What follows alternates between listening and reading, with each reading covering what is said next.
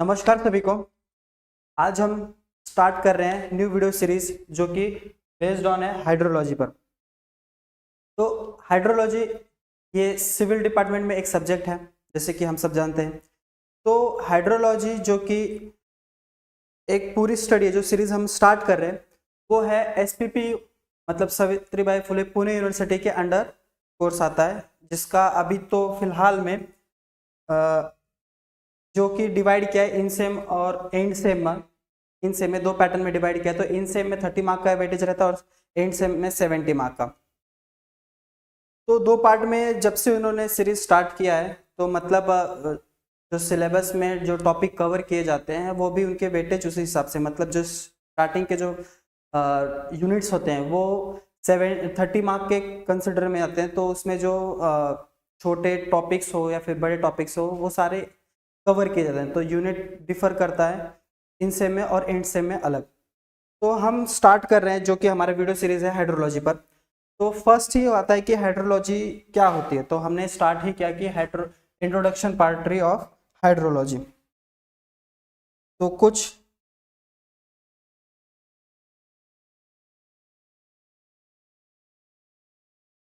Main की points हमने निकाला है कि जो कि शॉर्ट में अगर हाइड्रोलॉजी को बोला जाए तो क्या है। तो देखते हैं। तो इंट्रोडक्शन पार्ट ऑफ हाइड्रोलॉजी में सबसे पहले जो मेन है, फर्स्ट टॉपिक का जो पॉइंट है कि मतलब हाइड्रो में ही छिपा है उसका मीनिंग, हाइड्रोलॉजी में ही छिपा है उसका मीनिंग। तो हाइड्रोलॉजी ये जो है वो ये प्रेरित है ग्रीक वर्ड से। तो मतलब ग्रीक वर्ड है जो दो में आपस में जोड़ करके ये हाइड्रोलॉजी बना है। तो उसमें सबसे पहला जो है ये है हाइडर मतलब बताया गया है कि वाटर, एंड लोगोस मतलब इसको लॉजी पढ़ा जाता है जिसकी साइंस होती है। ये दोनों को मिलाकर, एक वाटर की साइंस को मिलाकर हम कहा क्या बोलते हैं कि हाइड्रोलॉजी। तो ये दोनों बेसिकली हाइडर और जो लोगोस या फिर इसे लॉजी भी बोलते हैं, आप इसे जनरली बोलेंगे तो भी क्या पढ़ना समझना उसके बारे में वो साइंस होता है। तो एक स्टडी के तौर पे वाटर की स्टडी करना या फिर वाटर की साइंस को पकड़ना, इसी को हाइड्रोलॉजी बोलते हैं। तो सबसे पहले चलते हैं कि इसका जो मेन डेफिनेशन पार्ट है वो क्या है। तो बताते हैं कि science which deal with the properties, distribution and circulation. मतलब जो सब्सटेंस, जो वाटर आपको मिल रहा है उसके हम प्रॉपर्टी को पहले एनालिसिस करेंगे, उसकी स्टडी करेंगे, फिर उसके बाद उस वाटर को लेकर तो अपने को रुकना नहीं है, उसको लोगों तक पहुंचाना है। तो उसका हम डिस्ट्रीब्यूशन करेंगे, या फिर जिस पर्टिकुलर यूज के लिए आप वाटर का कंजम्पशन कर रहे हैं, चाहे वो आप पीने के लिए करते हैं, डोमेस्टिक पर्पज हो गया, इंडस्ट्रियल पर्पज हो गया, फार्मिंग के लिए हो गया, तो वही आता है कि मतलब ये जो साइंस है ना, इसका हम क्या करते हैं कि जो वाटर का जो साइंस है उसमें हम क्या करेंगे, पहले प्रॉपर्टी को एनालिसिस करेंगे, फिर उसके डिस्ट्रीब्यूशन को देखेंगे कि हमको वो वाटर कहाँ तक रीच आउट करना है, एंड देन उसका सर्कुलेशन, मतलब वो सब तक पहुंच सके। ये पूरा पैटर्न, ये पूरे फ्लो को हम क्या कहते हैं इन शॉर्ट में कि science which deal with the property, distribution and circulation of water. अब लोगों तक पहुंचा दिया, अब वाटर लोगों तक पहुंचा, कंज्यूम किए, जो कंज्यूम होने के बाद अब उस वाटर को सर्कुलेट करना है, फिर से उसका जो साइकिल है पूरा उसको फिर से करना है। क्योंकि आज वाटर यूज कर लिया, अब वो वाटर क्या होगा, यूज करने के बाद लैंड में छोड़ दिया जाएगा, वो कुछ वाटर टेबल में जाके मिक्स होंगे, वाटर टेबल राइज होगा, किसी का वेपर बन के बादल में कन्वर्ट हो जाएगा, क्लाउड में कन्वर्ट हो जाएगा। तो अभी उसी का पूरा स्टडी, मतलब प्रॉपर्टी से डिस्ट्रीब्यूशन से लेके सर्कुलेशन, जो पूरा flow of water on the surface of land, soil, rock and atmosphere. तो ये जो स्टडी सिर्फ वाटर तक ही नहीं लिमिट रहता। तो मतलब कि जो वाटर है वो एंड कंज्यूम होने के बाद कहाँ पे जाएगा, लैंड के साथ होगा, फिर वो सॉइल के कांटेक्ट में आएगा, फिर वो रॉक के कांटेक्ट में आएगा, फिर एटमॉस्फेरिक। इन सब वे में जाकर आपको इसकी साइंस को देखना, इसके साइंस को पढ़ना, इसके साइंस को समझना और उसका पैटर्न को फॉलो करना, नथिंग बट द हाइड्रोलॉजी है। अब ये तो हो गया कि मतलब हमने देख लिया कि हमको हाइड्रोलॉजी में बताया क्या गया। अब मेन है कि ये ये जो टॉपिक है ये कहाँ कहाँ पे हमको देखने को मिलता है, अगर हमें इसको समझना रहेगा तो हम किस वे में जाकर समझ सकते हैं। तो इसका अगर आप किसी को चीज को समझना चाहते हो तो उसका प्रैक्टिकल बहुत ही इंपॉर्टेंट है। तो प्रैक्टिकल क्या है, अगर हम वो समझ लीजिए प्रैक्टिकल में क्या बताया गया, अगर वो समझ गए तो नथिंग बट द आप उस टॉपिक के बारे में समझ जाते हो। तो सबसे इसीलिए थर्ड पॉइंट मैंने इंक्लूड किया है कि प्रैक्टिस यूज इन हाइड्रोलॉजी। तो मतलब हाइड्रोलॉजी का जो हम वाटर की स्टडी कर रहे हैं वो किधर किधर यूज किए जा सकते हैं। तो सबसे पहले वाटर सप्लाई में, वाटर सप्लाई, तो वाटर सप्लाई में जब हम देख रहे हैं कि मतलब तो वाटर सप्लाई जो है, तो वाटर सप्लाई मतलब क्या, हम जो कंज्यूम करते हैं चाहे डोमेस्टिक पर्पस के लिए चाहे इंडस्ट्रियल पर्पस के लिए, जो वाटर सप्लाई, अब उसका स्टडी क्या होगा, स्टडी यही होगा कि मतलब हम कितने इजी एक्सेस में हम वाटर सप्लाई कर सकते हैं। तो उसका मतलब पहले तो आपको क्या करना पड़ेगा, डिस्ट्रीब्यूशन पैटर्न को समझना पड़ेगा, प्रॉपर्टी समझ लीजिए, वाटर की प्रॉपर्टी समझोगे क्योंकि प्रॉपर्टी सब में इंक्लूड होने वाली है। नेक्स्ट आता है आपका डिस्ट्रीब्यूशन। डिस्ट्रीब्यूशन पार्ट में क्या होता है, वाटर सप्लाई आपने लोगों तक पहुंचा दिया, ये आता है वाटर सप्लाई में, लोगों तक पहुंचा दिया और उसका यूज कंजम्पशन जैसे पैटर्न डिजाइन होगा तो वाटर सप्लाई वो स्टडी में आपका हाइड्रोलॉजी काम में आता है। तो वाटर सप्लाई पहला हो गया। देन इरिगेशन में, फार्मिंग के लिए आपको इरिगेशन पैटर्न के लिए आपको वाटर सप्लाई हाइड्रोलॉजी का करना पड़ेगा। अभी हाइड्रोलॉजी मतलब कैसे, इरिगेशन कैसे होगा, अभी अभी हमारे महाराष्ट्र में कैसे है कि मतलब पूरा अधिकतर घाट एरिया में, अभी घाट एरिया में मतलब बारिश अधिक होती है, तो मतलब जो माउंटेनी एरिया होती है वहां पर बारिश ज्यादा होती है और जहाँ पे ग्राउंड मतलब मैदानी एरिया होती है वहां पर बारिश की संभावनाएं बहुत कम होती है। तो हमारा ये प्लस पॉइंट होगा, हाइड्रोलॉजी साइंस यही बोलेगी कि मतलब हमने इसकी प्रॉपर्टी को एनालिसिस किया कि मतलब ये रीजन में, माउंटेनी रीजन में प्रेसिपिटेशन बोले या फिर रेनफॉल ज्यादा होता है तो हम उसको कैसे कन्वर्ट कर सकते हैं अपने ग्राउंड एरिया में। तो मतलब वहां तक पहुंचाना, क्योंकि फार्मिंग वहां पे भी हो रही है तो वहां तक पहुंचाना मतलब आप प्रॉपर्टी को भी एनालिसिस कर रहे हो और डिस्ट्रीब्यूशन को भी कर रहे हो। तो मतलब इरिगेशन फार्मिंग के लिए आपको यहाँ पे देखने को मिल सकता है हाइड्रोलॉजी कि बाबा माउंटेन एरिया में कितना पानी हुआ, वहां से हमको कितना एमएलडी छोड़ना है ग्राउंड एरिया में, डिस्ट्रीब्यूट कैसे करना है ताकि हर एरिया में इरिगेशन प्रॉपर चल सके। नेक्स्ट हाइड्रल पावर जनरेशन, इसको हाइड्रो पावर भी बोला जाता है, हाइड्रो पावर जनरेशन। देन आपको इलेक्ट्रिसिटी भी चाहिए, हाइड्रो पावर जनरेशन के लिए भी यूज होता है कि मतलब आपने डैम बना दिया वहां पे कितना कंजम्पशन, हम कितना एमएलडी वाटर हम उसमें दे सकते हैं, हाइड्रो पावर जनरेशन में यूज कर सकते हैं, कितना हम कंजम्पशन में रख सकते हैं, इसके लिए भी होता है। Inland navigation, navigation again navigation में भी आपको बहुत ही काम में आता है हाइड्रोलॉजिकल पैटर्न समझना। वेस्ट वाटर डिस्पोजल, देन आपको ये भी आता है कि मतलब हाइड्रोलॉजी मतलब वाटर से रिलेटेड जितनी भी स्टडी होती है वो सब इन सब में प्रैक्टिकल में यूज होता है। फिर ड्रेनेज आप डेवलपमेंट करते हो, ड्रेनेज मतलब सिस्टम आप स्ट्रॉन्ग करना चाहते हो कि जहाँ पे बारिश ज्यादा होगी वहां पर आपका वाटर स्टकिंग का प्रॉब्लम ज्यादा आता है, मतलब आप रोडों पे देखते हो जहाँ पे ज्यादा बारिश हो रही है तो वहां पे आपको वो पैटर्न भी एनालिसिस करके वहां का ड्रेनेज सिस्टम स्ट्रॉन्ग करना पड़ता है, नहीं तो फिर क्या होगा पूरे, तो फिर हम बोलते हैं कि रोड में खड्डे पड़ गए, हाँ खड्डे में रोड है या रोड में खड्डे, ये फिर प्रॉब्लम आता है। इसके लिए ड्रेनेज डेवलपमेंट ये बहुत ही स्टडी इंपॉर्टेंट होती है। जहाँ पे बारिश ज्यादा होगी वहां पर मतलब आपका रोड के चांस मतलब मेंटेनेंस भी बढ़ जाता है वहां पर ऑटोमेटिकली, तो ये देखा जाता है। फिर फ्लड कंट्रोल, अगेन लोगों को बचाने के लिए हमको क्या करना पड़ता है, हाइड्रोलॉजी की स्टडी करनी पड़ती है कि हमको क्या क्या प्रिकॉशन लेना चाहिए उस रीजन में। तो कहने का मतलब प्रैक्टिकल वे में जाकर आप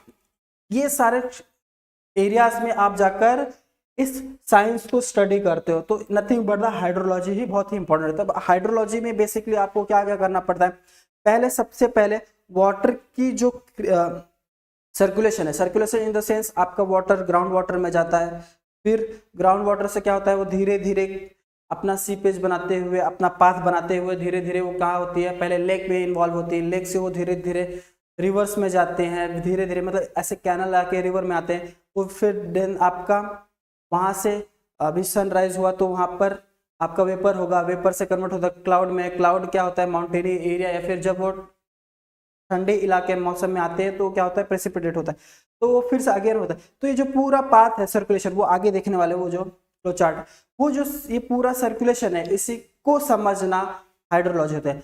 अब ये तो वाटर का, जैसे हम वाटर को अपने तक लाने के लिए अब वो उसका अलग स्टडी होती है, तो वाटर कैसे फॉर्म होता है वो तो हम बता दिए कि मतलब पूरा रेन होता है, रेनफॉल में जो अपने को वाटर मिलता है, अब वो वाटर को हमको क्या करना पड़ेगा, स्टोर करके रखना पड़ेगा। तो हमके लिए उसके लिए एक आर्टिफिशियल इंटेलिजेंट आर्टिफिशियल वो लगते हैं, मतलब जैसे अभी हमने कंस्ट्रक्शन किए, मतलब डैम का कंस्ट्रक्शन हो गया, रिजर्वायर कंस्ट्रक्शन हो गया, जिससे हम क्या कर सकते उन वाटर को रोक के रख सके, एक स्टोरेज जिसको हम बोलते हैं। तो वो डैम में हम क्या करते हैं, स्टोर करते हैं। अब उसको हम वाटर ट्रीटमेंट प्लांट तक ले जाते हैं। क्यों? अब वो वाटर ट्रीटमेंट हम इसलिए लेते हैं क्योंकि हमको लोगों तक पहुंचाना है, तो उस वाटर को ट्रीट करने के पहुंचाना है। इरिगेशन का होगा तो हम डायरेक्टली इरिगेशन तक, मतलब खेतों तक छोड़ सकते हैं। लेकिन जब आती है वाटर के डायरेक्ट हम लोग ह्यूमन कंज्यूम करने वाले हैं, लिविंग थिंग, जब उसको कंज्यूम करते हैं तो उसको ट्रीट करना चाहिए। तो डैम से हम उसको वाटर ट्रीटमेंट प्लांट में लेके जाते हैं। तो वाटर ट्रीटमेंट प्लांट से क्या होता है, ट्रीट होकर डिस्ट्रीब्यूशन पैटर्न से हम क्या करते हैं, लोगों तक पहुंचाते हैं। तो बेसिकली इन सारे ओवरऑल जो स्टडी है, इस ये पूरे हाइड्रोलॉजी के अंतर्गत आता है। ठीक, हमने तो हाइड्रोलॉजी में प्रॉपर्टी, डिस्ट्रीब्यूशन एंड सर्कुलेशन तो देख लिया। अब मेन जो कंटेंट है जिस पे मैं फोकस बाद में बीच में बताया था कि मतलब जो साइकिल है उसको, हम साइकिल को रिपीट होना भी बहुत जरूरी है क्योंकि हमको प्रोडक्शन उतना मिलता रहे। तो हम साइकिल का फ्लो चार्ट बनाया है, मतलब एक डायग्राम है, तो उसको समझने की कोशिश करेंगे कि एक्चुअली साइकिल होती कैसे। तो देखिए, जनरली हमको अभी स्कूल टाइम में जनरली बताया जाता है कि मतलब जो पानी होता है पहले उसको मतलब गर्म होने पर उसका कन्वर्ट वेपर में होता है, वेपर में क्लाउड में जाता है, क्लाउड से वो फिर से रेनफॉल होता है। तो अभी उसको थोड़ा सा डिटेल में देखने वाले हैं। तो मतलब होता है क्या, अभी जनरली होता क्या है, एक पॉइंट हम लेंगे ओरिजिन, जिसमें हमारा सारा लेक, ओशन, रिवर ये सब भरे हुए हैं, मतलब बारिश हो गई है। अब उसको हम फिर से घुमाकर बारिश की कंडीशन में लेके आने वाले। तो मतलब हमारा लेक हो गया, ओशंस हो गए, ये सारे क्या है, भरे हुए हैं फिलहाल के लिए। अब सीजन कैसे, अभी हाल ही में तो बारिश का सीजन चालू है, तो उसके पहले वाले जो मौसम होता है उसके बारे में जान लेते हैं। वो गर्मी का मौसम होता है, मतलब गर्म होता है एकदम पूरा।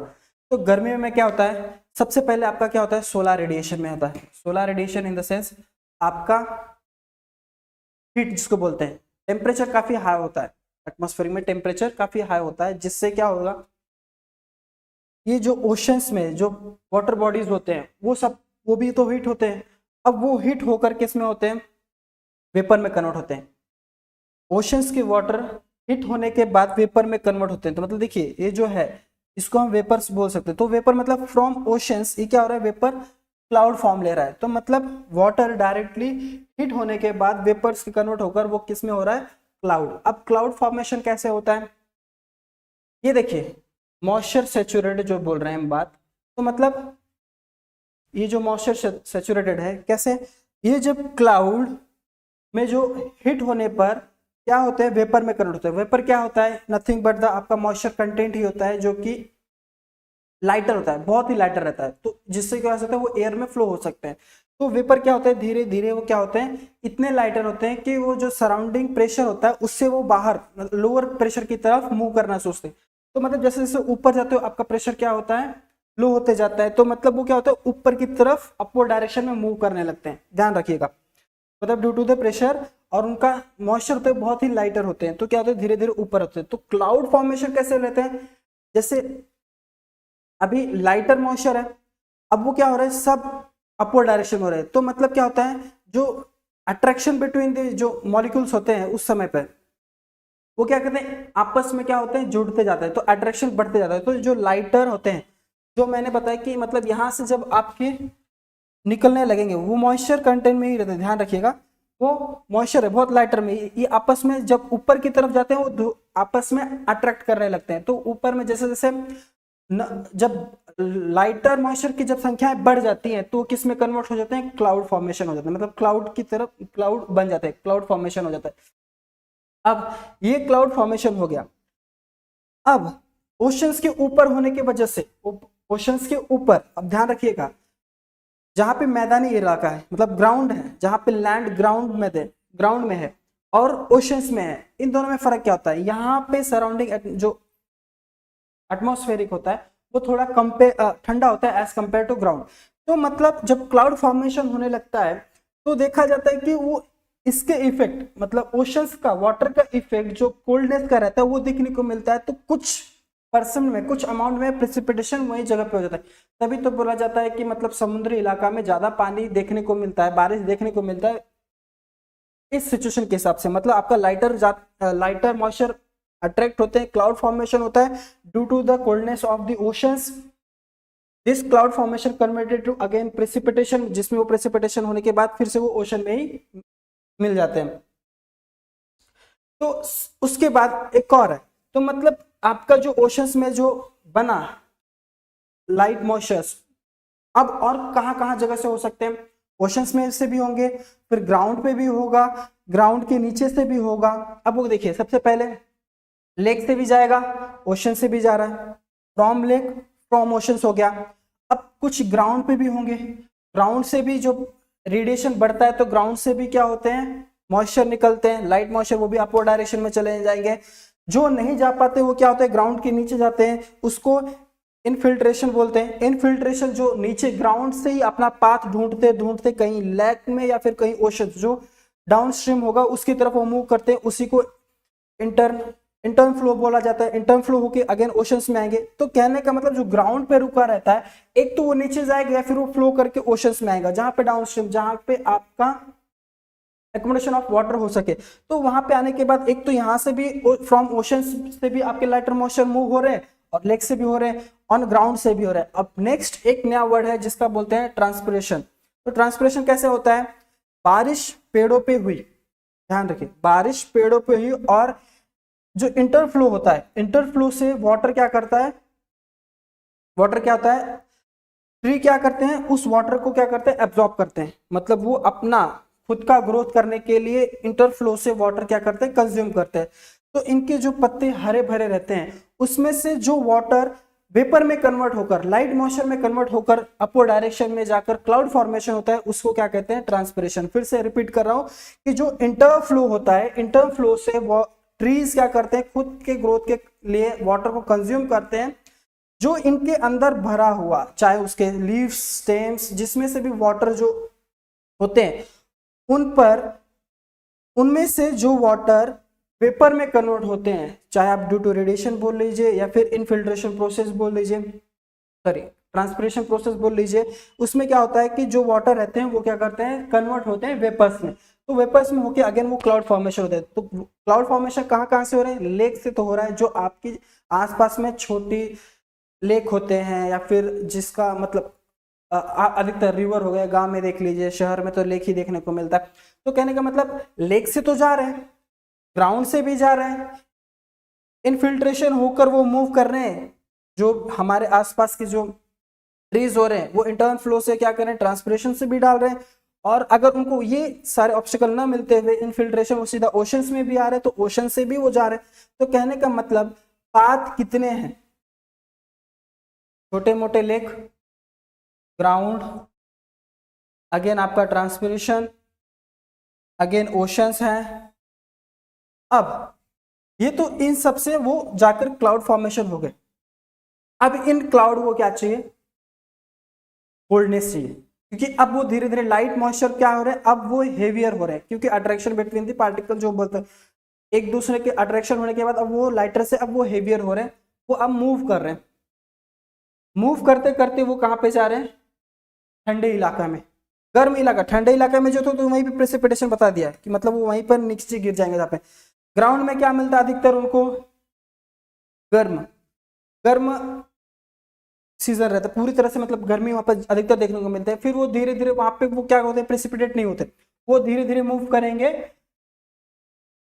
ठंडी इलाका है, जहाँ पे हम बोलते हैं आइस कैप है, जहाँ पे हिमालय जहाँ पर ज्यादा देखने को मिलते हैं, हिमालयज हो गए, अपने माउंटेन ये घाट हो गए अपने महाराष्ट्र में जो अधिकतर घाट रहते हैं, वो मतलब वो इलाका ठंडा माना जाता है और ठंडी अधिकतर बनी रहती है वहां पर। तो वो ये क्लाउड उस तरफ उस डायरेक्शन में मूव करते हैं। अब उनको जब ठंडी मिल जाती है, वो टेम्परेचर उनको मिल जाता है, तो वो क्या करते हैं वो रेन का फॉर्मेशन, मतलब रेन जो क्लाउड वो अब वो क्लाउड लाइटर नहीं रहा, अब वो हेवियर बन चुका है। हेवियर बन जाए ड्यू टू द कोल्डनेस आने की वजह से क्या हो रहा है, अब वो जो मॉलिक्यूल्स थे जो आपके मॉइस्चर्स थे अब वो धीरे धीरे कन्वर्ट हो रहे हैं किसमें, प्रेसिपिटेशन में धीरे धीरे कन्वर्ट हो रहे थे। प्रेसिपिटेशन में कन्वर्ट होने के बाद due to the ice cap, इसीलिए बोला क्योंकि वहां पे अधिकतर ठंडी होती है, चाहे आप माउंटेन लीजिए चाहे बर्फ की पहाड़ियां बता दीजिए, तो वहां पे आने के बाद वो क्या होते हैं, रेन क्लाउड फॉर्मेशन, वो क्लाउड अब रेन में कन्वर्ट होते हैं, मतलब प्रेसिपिटेशन। अब प्रेसिपिटेशन देख लियो, बारिश की बूंदे मतलब प्रेसिपिटेशन। तो प्रेसिपिटेशन में बहुत सारे टाइप्स हैं, ठीक है। तो वो टाइप्स किस पे डिपेंड रहेंगे, उनके nature of water droplets and size of droplet, वो आते हैं प्रेसिपिटेशन में। प्रेसिपिटेशन मतलब बारिश की बूंदे, ये ध्यान रखिए। अब वो धीरे धीरे कहां पे आते हैं, फिर से आपके ग्राउंड पे आएंगे, कुछ लेक में चले जाएंगे, कुछ ग्राउंड वाटर से फ्लो करते हुए चले जाएंगे ओशंस में, या फिर कहीं कहीं ऐसे लेक तो बहुत सारे, ये मैंने सिर्फ एक जनरल डायग्राम बताया, तो वो मूव करते जाएंगे।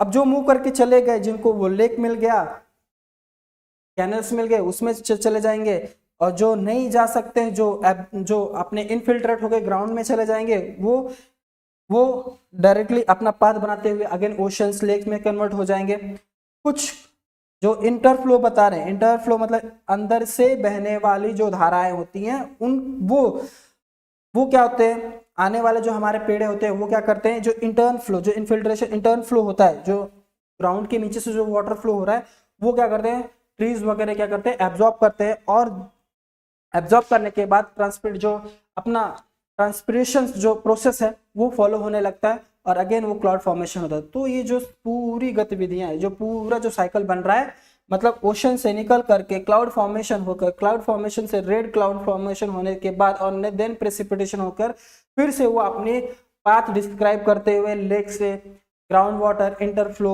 होते हुए, इनफिल्ट्रेशन होते हुए, अगेन वो क्या होते हैं, ओशंस में बन जाते हैं। अब जो ओशंस में जो कन्वर्ट हो गए वेपर्स में, और जो नहीं हो रहे, वो क्या बच जाते हैं, आपके ग्राउंड लेवल वाटर के, ग्राउंड वाटर बच जाते हैं। तो कहने का मतलब जो सोलर रेडिएशन आने की वजह से आपका वेपर्स में कन्वर्ट होता है, मॉइस्चर सैचुरेटेड होने लगता है। Moisture saturated in the sense it will be the higher in a weight, it will be the higher in a weight of moisture, get moisture to moisture saturated, जिसकी वजह से उसकी घनत्व बढ़ जाए, मतलब डेंसिटी बढ़ जाने की वजह से वो कहते हैं हैवियर हो जाते हैं। देन यही है थर्ड पॉइंट है कि एक्स्ट्रा मॉइस्चर क्या करते हैं, अट्रैक्ट होते हैं, स्मॉलर ड्रॉपलेट तैयार होता है, स्मॉलर ड्रॉपलेट आगे बढ़ करके आपका रेन क्लाउड में कन्वर्ट होता है, और जो प्रेसिपिटेशन देखने को मिलता है, देन आपका रेनफॉल होता है। तो मतलब सोलर रेडिएशन से मॉइस्चर सैचुरेट हुआ, मॉइस्चर निकला, लाइटर मॉइस्चर, वो क्या हुआ, एक्स्ट्रा मॉइस्चर अट्रैक्शन होने के बाद स्मॉल वाटर ड्रॉपलेट में कन्वर्ट हुआ, और उसी का रेनफॉल हुआ। तो ये पूरा जो साइकिल रहा, ये पूरा आपका हाइड्रोलॉजिकल साइकिल होता है। अब इसी को हर एक इलाके में अलग अलग कंडीशंस में स्टडी की जाती है। जहां पर आपका माउंटेनियर रीजन रहेगा, वहां पे आपका क्या होगा, प्रेसिपिटेशन ज्यादा होगा। जहां पे ग्राउंड एरिया होगा, वहां पे प्रेसिपिटेशन कम होगा। कम होना मतलब वहां पे आपको स्टोरेज बढ़ाना पड़ता है, ज्यादा होता है तो उस जगह से लेकर जहां पे कम होता है वहां से ट्रांसपोर्टेशन करना, इसी को हम डिस्ट्रीब्यूशन पैटर्न भी कहते हैं। क्लियर हुआ?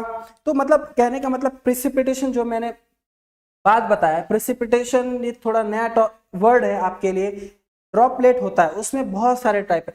अब ड्रॉपलेट, अब बोलोगे सर बारिश जो होती है, बारिश तो होती है, बारिश में बहुत सारे जो छोटी बारिश, जिसे हम बोलते हैं ना हाथी बारिश होना, चिड़िया बारिश होना, ये जो हमारे जो टर्म्स है, इसी को डिफाइन किया है टेक्निकल टर्म में। जैसे ड्रिजल्स हो गए, फिर आपका रेन हो गया, क्लाउड बर्स्ट हो गया, ठीक है, स्नोफॉल, ये सब अलग अलग इसको सब क्लासिफाइड किया। तो मेन आपको ध्यान रखना है प्रेसिपिटेशन को ही रेनफॉल बोला गया। उसके बस नेचर ऑफ फॉलिंग और डायमेंशन के वजह से, मतलब डायमीटर ऑफ ड्रॉपलेट, इस पर वो क्या होते हैं, क्लासिफाइड होते हैं।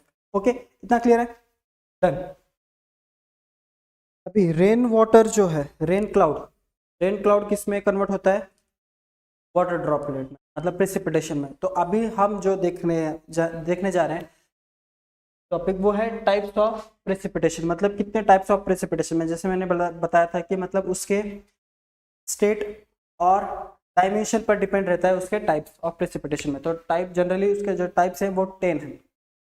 तो 10 मतलब drizzle, rain, cloud burst, hello, snow, slit, due, Frost और स्नो और फॉग। तो ऐसे 10 टाइप्स है टोटल। तो अभी जनरली इनलिस्ट कर रहा हूँ 8 में। तो 8 पहले देखते हैं, तो लास्ट 2 स्नो और फॉग में कैसे डिफरेंट है वो भी देखेंगे। तो ड्रिजल जनरली होता है जो ड्रिजल जनरली देखा जाता है, तो उस जो वाटर ड्रॉपलेट रहते हैं वो which is the lesser than 0.5 mm in a dimensions and the intensity of the precipitation is the less than 1 mm per hour। तो जो इंटेंसिटी जैसे कैलकुलेट करते हैं तो इंटेंसिटी पर 1 आवर पर अगर कैलकुलेट करेंगे तो उसका आएगा इंटेंसिटी लेस देन 1 mm। ये है ड्रिजल। अगर ऐसा हो रहा है तो हम बोलेंगे कि वो जो प्रेसिपिटेशन है वो क्या है, ड्रिजल है। नेक्स्ट रेन बताया गया कि रेन क्या रहता है, एक तरह का वाटर ड्रॉपलेट ही रहता है जिसका जो ड्रॉपलेट रहता है जो कि greater than 0.5 mm in diameter and intensity भी उसका greater than 1 mm per hour ही रहता है। तो मतलब कहने का मतलब ज्यादा से ज्यादा उसके तो इंटेंसिटी मतलब कितने आवर तक चल रहा है, लेकिन 1 आवर देखा जाए तो 1 mm से ज्यादा रहता है। ओके ये तो रेन का हो गया। नेक्स्ट देखते हैं cloud burst. Cloud burst generally हम सुनते हैं कि मतलब माउंटेनी एरिया में कि मतलब बादल फट गए, तो बादल फट गए तो जान मान का बहुत खतरा रहता है, ऐसा बताया जाता है। तो जो क्लाउड बस्ट है उसका कोई मेजरमेंट अभी तक लिया नहीं गया है कि मतलब उसका बता सके कि इंटेंसिटी इतना था, तो हर समय पे हर अलग अलग बताया जाता है। तो क्लाउड बस्ट मतलब डायरेक्टली बादलों का फटना होता है जो कि क्लाउड बस्ट होता है। तो इसका जो इंटेंसिटी रहता है वो बहुत ही हाई रहता है, जो कि जनरली ऑब्जर्व किया गया लास्ट टाइम में कि मोरबी जो कि सिचुएटेड है इन गुजरात, तो वहां पे क्लाउड बस्ट होने से अभी अधिकतर हमको उत्तराखंड, हिमाचल प्रदेश ऐसे इलाकों में भी बहुत ज्यादा देखने को मिलता है क्लाउड बस्ट। और क्लाउड बस्ट होने से फ्लड होने की संभावनाएं ज्यादा रहती है। तो ये भी होता है कि मतलब फ्लड फॉर्मेशन जो होता है, फ्लड होता है, फ्लड को कंट्रोल करने के लिए भी इसका भी स्टडी किया जाता है कि क्लाउड बस्ट जो है वो कब कब कितने कितने ईयर्स में कितने बार आ रहे हैं। तो अभी देखा जा रहा है कि हर एक दूसरे साल पर क्लाउड बस्ट देखा जा रहा है नॉर्थ इंडियंस में। अभी नेक्स्ट देखते हैं, इसमें क्या होता है कि जो सॉलिड पार्टिक जो सॉलिड जो उसका फॉर्म होता है वो किस स्टेट में रहता है, आइस स्टेट में रहता है, जो कि उसका डायमेंशन 0.5 mm टू 5 सेंटीमीटर तक भी ऑब्जर्व किया जाता है। जनरली ये क्या होता है, प्री मानसून में देखने को मिलता है, मतलब अप्रैल टू मई महीने में भी देखा जाता है। ये हिल्स जनरली क्या बोलते हैं कि जो जब बुरे दिन चालू होते हैं तो शुरुआत में जोर का झटका दिया जाता है, तो मतलब वो क्या हिल्स जाता है कि प्री मानसून में, अभी मानसून में बारिश होने वाला है तो आपको एक अलर्ट करने के लिए प्री मानसून में आपको एक ये हिल्स जो बताया जाता है जिसको हम बोलते हैं कि अरे ये जो सॉलिड फॉर्म है ना वो आइस वाला गिरा है। मतलब हम बोलते हैं ना कि अरे बारिश तो अभी चालू है लेकिन क्या हुआ, बर्फबारी हो चुकी है। बर्फबारी देखने को मिलता है जो कि उसका डायमेंशन जो है 0.5 mm to up to 5 centimetre देखा जाता है, ये जो कि प्री मानसून में देखा जाता है। ये ग्राउंड एरिया में ऐसा सिचुएशन होता है प्री मानसून में, अप्रैल ग्राउंड एरिया में। अभी हिल एरिया में भी क्या होता है, प्री मानसून में भी आ सकते हैं और इन द मानसून में भी आ सकते हैं। नेक्स्ट बढ़ते हैं स्नो की तरफ। स्नो क्या था, सभी को पता है कि ये क्या होता है, आइस क्रिस्टल होता है जो कि हाई एल्टीट्यूड एंड लैटिट्यूड में देखा जाता है, रीजन में देखा जाता है, जैसे कि हिमालय और आर्कटिकल जोन में जो देखा जाता है, जहां पर आपकी जो टेम्परेचर है वो क्या है, लेस देन 0 डिग्री सेल्सियस देखा जाता है। तो मतलब जहाँ पे हाई एल्टीट्यूड और लैटिट्यूड होता है, जैसे हिमालय हो गया कैलाश हो गया, तो मतलब जो आपका हिंद, हाँ ये अपना जो बॉर्डर है हिमाचल प्रदेश उत्तराखंड, यहाँ पे जो माउंटेनिया है वहां पे देखिए आप बारिश में, लद्दाख में चले जाइए ज्यादा देखने को मिलता है, वहां का टेम्परेचर 12 महीने में अधिकतर समय तो 0 डिग्री सेल्सियस से कम ही रहता है। तो वहां पर क्या होता है, वहां पे बारिश वगैरह नहीं होता है, डायरेक्टली स्नोफॉल होता है जो कि आइस क्रिस्टल होता है। ठीक है, आगे बढ़ते हैं। स्लिट में देखते हैं कि एटमॉस्फेरिक टेम्परेचर जो होता है, अब स्नो और स्लिट में ये डिफरेंस है कि ये लेस देन है और ये ग्रेटर देन है। तो मतलब ये एटमॉस्फेरिक जहां पे प्रेशर प्लस मतलब प्लस में रहता है, माइनस में नहीं जाता, जहां पे प्लस में रहता है वहां पे आपको सॉलिड स्टेट में भी देखने को मिलता है और लिक्विड स्टेट में। लिक्विड स्टेट में कब देखने को मिलेगा, जब टेम्परेचर आपका क्या होगा, राइज होगा, और जब सॉलिड स्टेट में कब देखने को मिलेगा, जब टेम्परेचर लो रहेगा। तो कहने का ये मतलब है कि सॉलिड और स्टेट ये दोनों वे में आपको देखने को मिलता है स्लिट। तो कभी कभी ये मतलब जैसे पहाड़ी इलाके से आप ग्राउंड की तरफ जाते हो तो पूरा ग्राउंड की तरफ ना आते हुए, क्योंकि पहाड़ी इलाका से ग्राउंड फिर समुद्र लगता है, तो ऐसे रीजन जहां पे आपका डाउन स्ट्रीमिंग रहता है, ना कि अपवर्ड टू द माउंटेनी एरिया, ना नॉट टू ग्राउंड एरिया, तो मतलब ये बीच में ऐसी जगह पे आपको स्लिट देखने को मिलता है। अभी ड्यू, ड्यू सभी को पता है क्या होता है, ये वेपर है, जैसे अभी हमने बताया कि वाटर किसमें कन्वर्ट होता है, वेपर में, तो हमें ड्यू देखने को मिलता है। ड्यू मतलब समझ रहे जिसको ओस की बूंदे बोलते हैं, हाँ, क्रिकेट मैच भी क्या होते हैं, डिले होते हैं due to the dew effect. बोलते हैं ड्यू इफेक्ट से क्या हो गया, मैच डिले कर दिया जाता है। तो उस इफेक्ट में क्या होता है कि वहां पे आपको वेपर सेचुरेट देखने को मिलता है। वहां पे क्या होते हैं कि जो ग्रास होते हैं, मैदानों पर ग्रास होते हैं, वहां पे आपको ड्रॉपलेट, वाटर ड्रॉपलेट देखने को मिलता है, ड्यू। उसकी बूंदे की वजह से टेस्ट मैच क्या हुआ, 5 बजे जो खत्म होने वाला था वो 3 बजे खत्म कर दिया गया, तो due to the dew effect. Vapour saturate to form of, देखिए small water drops on grass and plant पे देखने को मिलता है। नेक्स्ट बढ़ते हैं फ्रॉस्ट की तरफ। क्या बोलते हैं ये, इसको फ्रॉस्ट भी बोलते हैं और ग्लेज भी बोला जाता है, ठीक है। अब इस किस में ये किस स्टेट में रहता है कि जो आपका सेचुरेटेड वाटर ड्रॉपलेट है, जो सेचुरेटेड वाटर ड्रॉपलेट जो कि आपको कहां पे देखने को मिलता है, सेचुरेटेड वाटर ड्रॉपलेट अधिकतर ग्राउंड में रहता है। हिमालय इलाके में आपको आइस क्रिस्टल मिलता है। तो जो छोटे ड्रॉपलेट होते हैं सेचुरेटेड, जो लिक्विड फॉर्म में जो रहते हैं, वो किस में आते हैं, कोल्ड ऑब्जेक्ट में, या फिर आपका आइस कैप बोल लीजिए, मतलब ठंडी इलाका में आते हैं। मतलब आपका इन दोनों का जब कांटेक्ट होता है, मतलब water droplet and cold object का जब होगा, तो क्या होगा, स्मॉल क्रिस्टल का फॉर्मेशन होता है। मतलब लिक्विड और कोल्डनेस जहां पे ज्यादा रहता है, उन दोनों का जो मिक्सचर बनेगा वो आपका स्मॉल क्रिस्टल बनेगा, छोटे छोटे बर्फ जिसको बोलते हैं, उसको फ्रोस्ट भी बोला जाता है। अब ये देखिए, जो छोटे छोटे बर्फ रहते हैं ना, वो हार्मफुल होते हैं। क्यों, अभी छोटे तो जब उनका ग्राउंड पर आते हैं तो बहुत ही हाई इंटेंसिटी के साथ आते हैं, मतलब ग्राउंड पे जो आते हैं वो बहुत ही हाई इंटेंसिटी रहता है। तो छोटे होने की वजह से वो फ्लो ग्राउंड की तरफ बहुत ज्यादा इफेक्ट कर आते हैं, जिसके वजह से ग्राउंड पे जो भी कुछ रहेगा तो वो ज्यादा इफेक्ट हो जाता है। जो छोटे छोटे पेड़ पौधे रहते हैं उनको ज्यादा इफेक्ट कर सकते हैं। तो इसीलिए बोला जाता है कि इस समय पे जब फ्रोस्ट आने वाला होता है, इस समय पे क्या होता है, आपको एग्रीकल्चरल जो भी एक्टिविटी होती है, जो फार्मिंग की एक्टिविटीज होती है, फार्मिंग इन जब आप उस समय पे आपके पौधे नहीं होने चाहिए खेती में। क्यों, क्या होगा, पौधे रहेंगे वो तो ये बेचारे खुद पर खड़े रहते हैं बेचारे, कैसे तो भी पौधे, उस पर आप जोर से आप इम्पैक्ट डाल रहे हो, किसका आ रहा है, आपका स्मॉल क्रिस्टल का। जब छोटे छोटे आते हैं तो उनको इफेक्ट ज्यादा होते हैं। तो इसीलिए जो एग्रीकल्चरल एक्टिविटीज होती है वो उस समय पे डिनाई किया जाता है, अवॉइड करने की कोशिश किया जाता है। तो मतलब हम फार्मर को भी बोलते हैं कि जब इस तरह का, जब आपका फ्रॉस्ट हो तो उस समय पे आप एग्रीकल्चरल की कोई भी एक्टिविटी ना करें तो ही ठीक है। लास्ट के 2 हैं, 8 तो हमने देख लिए टोटल। 9th है अपना फॉग एंड 10th है स्मोक।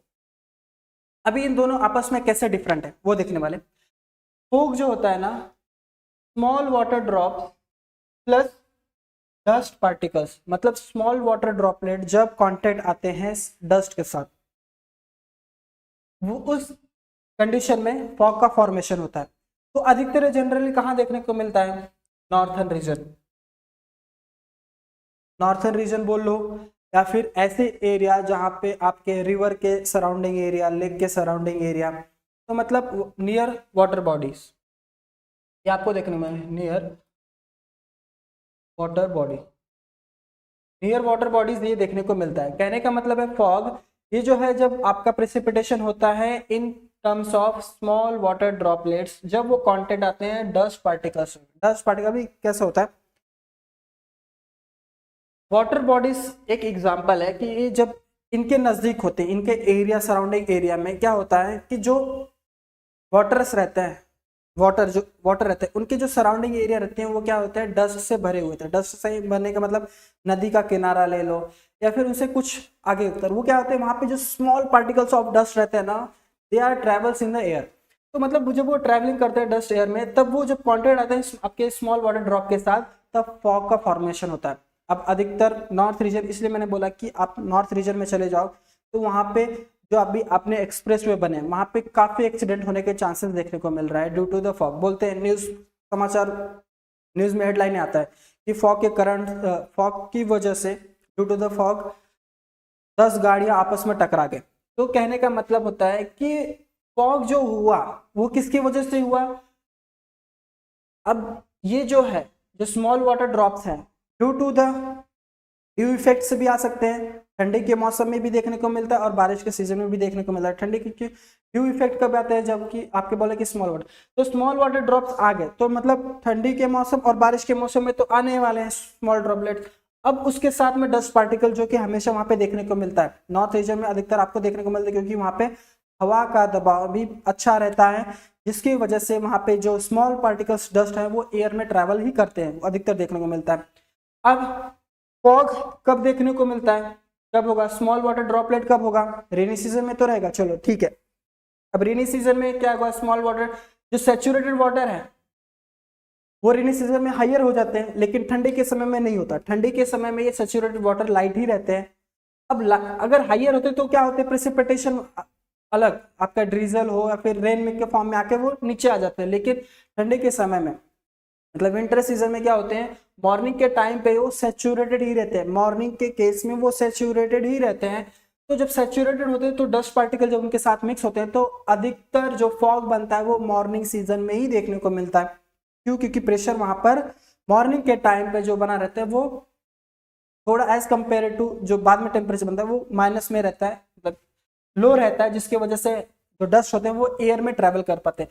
तो फॉग उस वजह से मिलने को मिलता है। अभी देखिए अधिकतर जो गाजियाबाद एक्सप्रेस है, नोएडा में जो बने इलाके हैं, फिर उसके बाद यमुना एक्सप्रेस पे कितने इंसिडेंट्स सामने आए कि ड्यू टू द फॉग क्या हो गया, एक्सीडेंट हेवियर अमाउंट में, जिससे क्या होते हैं बहुत लोगों की जाने भी जाते हैं। उस केस में क्या होता है, ये अधिकतर आपको क्या होगा विंटर सीजन में ही देखने को मिलेगा। विंटर सीजन में, रेनी सीजन में भी देखने को मिलता है, लेकिन वो बहुत ही कम समय में रहता है। क्यों, क्योंकि समय के साथ क्या होता है, ये जो सैचुरेटेड वाटर होते हैं वो हेवियर बन के वो क्या हो जाते हैं, प्रेसिपिटेट हो जाते हैं, मतलब बारिश में कन्वर्ट हो जाते हैं। लेकिन विंटर सीजन में ये कन्वर्ट नहीं हो पाते हैं। तो इन दोनों के अट्रैक्शन की वजह से फॉग बन गया। ये तो फॉग क्लियर हो गया। अब फॉग और स्मोक से कैसे कोरिलेट करें। अब फॉग तो स्मोक कैसे अलग है कि फॉग रहता ही है, साथ में उसके साथ में गैसेस क्या हो जाते हैं, आ जाते हैं।